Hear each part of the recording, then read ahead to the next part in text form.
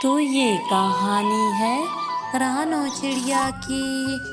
रानो चिड़िया अपने पति और बेटे के साथ मधुपुर के एक जंगल में रहा करती थी। वो बहुत गरीब थी। अरे अरे, ए जी सुनिए ना, बारिशें आने वाली हैं और हमारा घर तो बहुत कच्चा है। मुझे लगता है इस बारिश में हमारा घर तो टूटकर गिर जाएगा। अरे अरे, मैं भी बहुत परेशान हूँ रानो, लेकिन अब क्या हो सकता है। मेरा कोई काम नहीं है, मैं जहाँ भी जाता हूँ कोई काम नहीं मिलता। यूं ही वो दोनों पति पत्नी तो बहुत परेशान थे। यूं ही अभी वो ये बातें कर रहे थे कि अगले दिन ही बारिशें शुरू हो जाती हैं। सारी रात बारिश होती रहती है, जिसकी वजह से उनका घर टूटकर गिर जाता है। अरे अरे, बताइए ना, अब हम कहाँ जाएंगे इस बारिश में और इस रात में? हम अपने बेटे को लेकर कहाँ जाएंगे? अरे अरे, तुम परेशान मत हो रानो, हम लोग ऐसा करते हैं, किसी दरख्त के नीचे खड़े हो जाते हैं। यूं शायद रात गुजर जाएगी, सुबह होते ही मैं कुछ ना कुछ इंतजाम कर दूंगा। यूं ही वो तीनों सारी रात बारिश में गुजारते हैं। यूं ही जंगल में सुबह हो गई थी और सुबह होते ही बारिश रुक जाती है। अरे अरे, हमारी तो खैर है, लेकिन मुझे लगता है ठंड की वजह से छोटू को बुखार हो गया है। अरे माँ माँ, मुझे भूख भी लग रही है, मुझे खाना दो, मैंने 2 दिन से कुछ नहीं खाया। वो तीनों तो 2 दिन के भूखे थे। यूं ही वो दोनों पति पत्नी परेशान हो जाते हैं। अरे अरे रानो, मैं ऐसा करता हूँ, अपने दोस्त के घर जाता हूँ, वहाँ से कुछ न कुछ ज़रूर मिल जाएगा। यूं ही मोहन चिड़ा भाग, लेकिन वो देखता है कि उसके दोस्त के घर तो ताला लगा है, वो तो कहीं चला गया है। अरे अरे, अब क्या करूँगा, मेरा आखिरी सहारा यही दोस्त था, अब मैं क्या करूँगा। यूं ही वो परेशान बैठा था कि इतने में उसे याद आता है कि पास ही एक फलों वाला बाग है।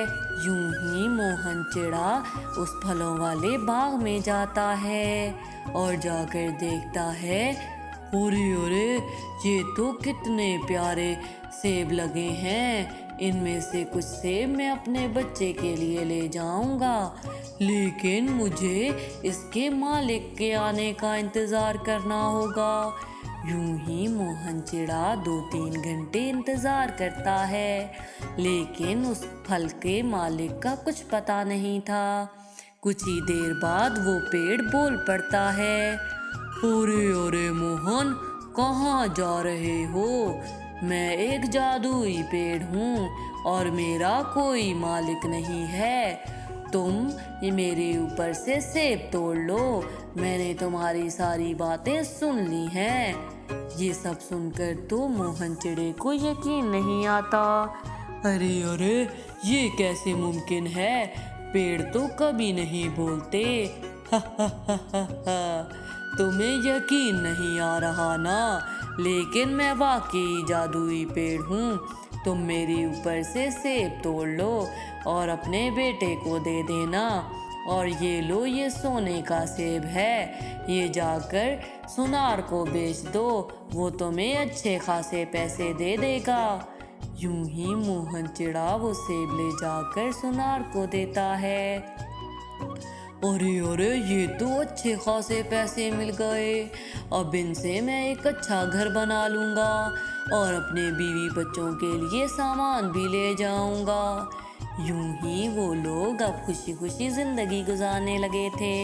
उन्होंने एक नया घर बना लिया था, लेकिन कुछ ही अरसे बाद उसकी बीवी फिर से उसे कहती है अरे अरे जी, सुनिए ना, मैं तो कहती हूँ आप जाकर उस पेड़ से बात कीजिए, वो हमारी थोड़ी और मदद कर दे। अरे अरे रानो, मैं मेहनत करने का आदी हूँ, मैं कोई ना कोई काम ढूंढ लूँगा, मुझे रोज़ रोज़ उससे मांगना अच्छा नहीं लगता। अरे अरे, रोज़ रोज़ कौन कह रहा है, आप एक ही दफ़ा उससे मांग लाइए और कोई कारोबार शुरू कर लीजिए। मोहन चिड़े की पत्नी तो बहुत लालची थी, वो अपने पति को मजबूरन उस पेड़ के पास भेज देती है। मोहन चिड़ा सारी बात जाकर उस पेड़ को बताता है। यूं ही वो पेड़ बोलता है, अरे अरे कोई बात नहीं, ये तुम सोने का सेब ले जाओ और कोई कारोबार कर लो। यूं ही मोहन चिड़ा वो सेब ले जाकर जंगल में एक कपड़ों की दुकान खोल लेता है, जहाँ पर सभी पक्षी खुशी खुशी आते हैं। अब तो उनका घर बार बहुत अच्छे से चलने लगा था। अरे अरे रानो, अब तो हमें किसी चीज़ की कमी नहीं है। हाँ हाँ, आप ठीक कहते हैं। यूं ही वो खुशी खुशी जिंदगी गुजार रहे थे कि कुछ ही अरसे बाद रानो के मन में फिर से लालच आ जाता है।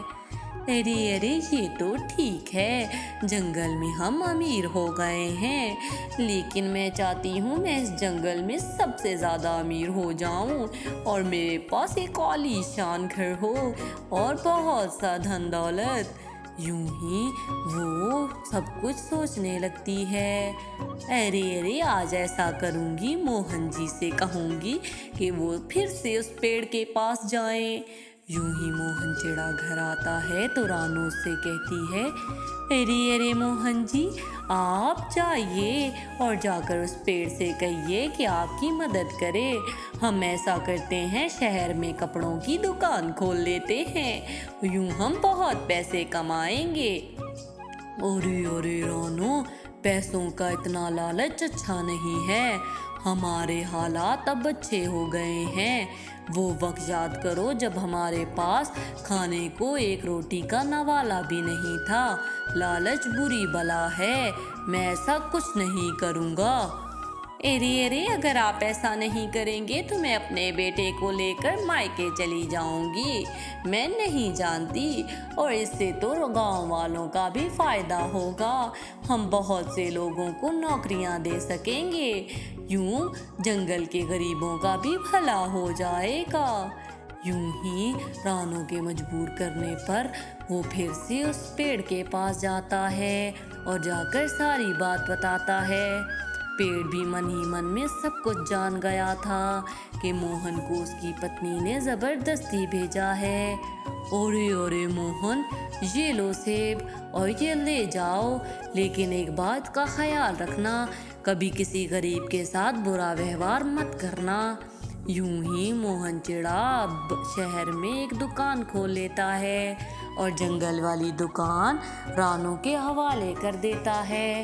रानो ने वहाँ एक काम वाली भी रख ली थी, जो कि सारा सारा दिन खूब मेहनत करती। यूं ही एक दिन वो रानो से कहती है, अरे अरे मेम साहब, मुझे पैसे दे दीजिए, मेरा बच्चा बीमार है और महीना भी हो गया है, मेरे घर में राशन भी नहीं है।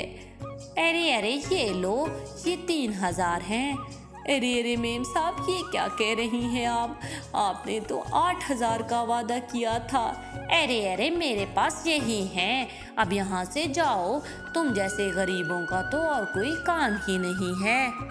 यूं ही वो उसके साथ बहुत बुरा व्यवहार करके वहाँ से निकाल देती है। वो रोते रोते वहाँ से चली जाती है। यूं ही दूसरी तरफ शहर में मोहन चिड़े की दुकान पर डाकू पड़ जाते हैं और उसका बहुत नुकसान हो जाता है। उस पर बहुत ज़्यादा कर्जे चढ़ गए थे, जिसकी वजह से जंगल में मौजूद दुकान और घर भी बिक जाते हैं। अब फिर से उनके हालात ऐसे ही हो गए थे। यूं ही मोहन चिड़ा परेशान था। अरे अरे, हम तो फिर से गरीब हो गए। अरे अरे रानो, क्या तुमने किसी गरीब के साथ बुरा व्यवहार तो नहीं किया? यूं ही रानो सारी बात मोहन को बता देती है। अरे अरे, इसी वजह से हमारे साथ ऐसा हुआ है। पेड़ ने कहा था कि बुरा व्यवहार नहीं करना, तुम्हारा लालच हमें ले डूबा। यूं ही मोहन चिड़ा सारी बात जाकर पेड़ को बताता है। वो दोनों पति पत्नी पेड़ से माफी मांग लेते हैं और वो पेड़ उन्हें सोने का एक और सेब देता है, जिससे वो एक छोटी सी दुकान जंगल में खोलकर गुजारा करने लगते हैं। और रानो ने तो उस चिड़िया से माफी भी मांग ली थी। यूं सभी खुशी खुशी जिंदगी गुजारने लगते हैं। तो प्यारे व्यूवर्स, अगर आपको मेरी ये कहानी पसंद आई हो तो प्लीज़ मेरे चैनल को सब्सक्राइब कर दें और इस वीडियो को लाइक करना ना भूलिएगा।